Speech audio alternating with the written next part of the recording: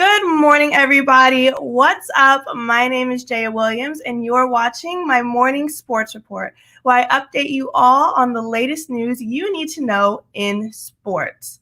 So, starting out with the NBA, news came out yesterday that Kyrie Irving has officially been ruled out of Game 5 due to his ankle injury. He will not be playing tonight. With Harden and Irving out, the pressure is on Kevin Durant now more than ever. But can he do it? That's the question everyone's been debating. Will KD be able to win Game 5 for the Nets on his own? As the only one of the Nets' big three still standing, tonight's game is going to be a true test for KD and an opportunity for him to showcase his greatness.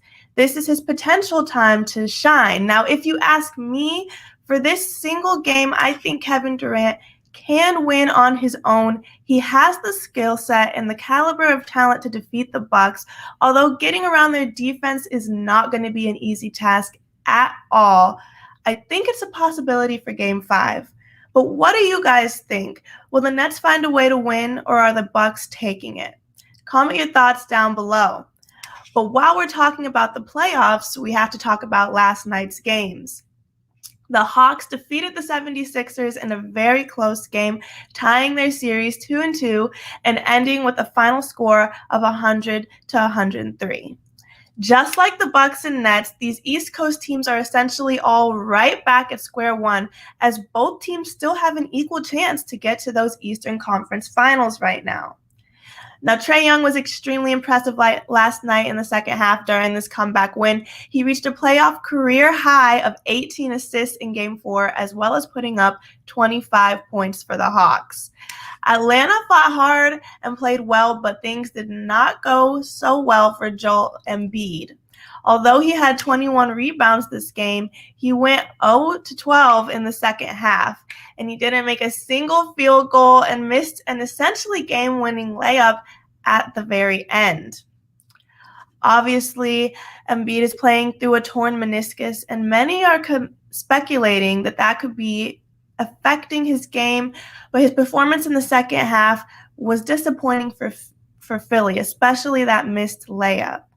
It will be interesting to see what happens with these teams in Game 5, but across the nation on the west side, the Clippers tied their series up 2-2 as well after defeating the Jazz with a final score of 118-104. Without Mike Conley, it seemed to be just a little bit too much work for Donovan Mitchell alone, and the Jazz were unable to stop Kawhi Leonard and the Clippers. However, Mitchell did succeed in putting up points for the Jazz. This game marked his 6th game in a row where he put up 30 points or more.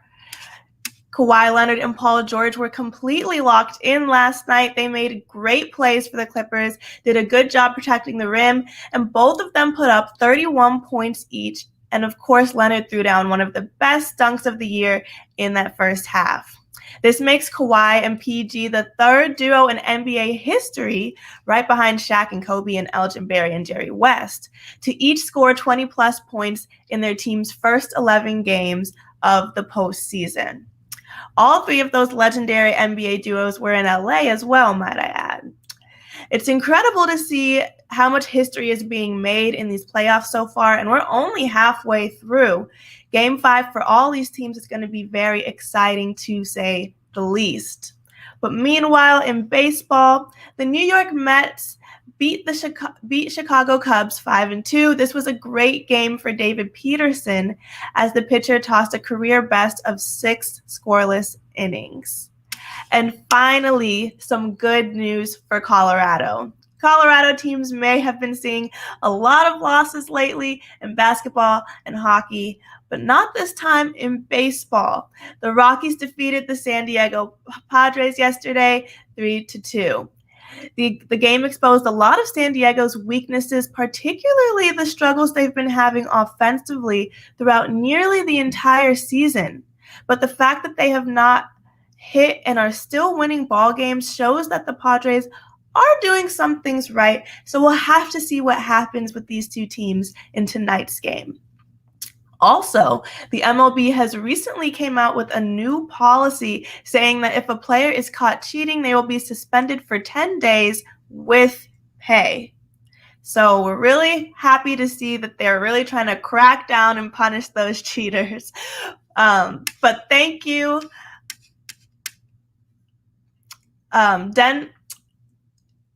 before I sign off, there are a few highlights from across the globe at Euros 2020 opener. Denmark midfielder Christian Eriksen collapsed during a pitch against Finland on Saturday. He's spoken about it for the first time since the cardiac arrest, tweeting out that he's feeling okay, and he thanks all of his fans for the support that he's received since that horrible incident. We're glad to know that he's doing better and that the games have since continued.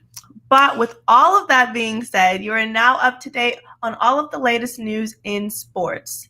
Don't forget to subscribe to the Sports 2.0 network down below, and be sure to tune in again tomorrow, because I'll be here every morning with the newest updates to make sure you always know what's going on in the world of sports.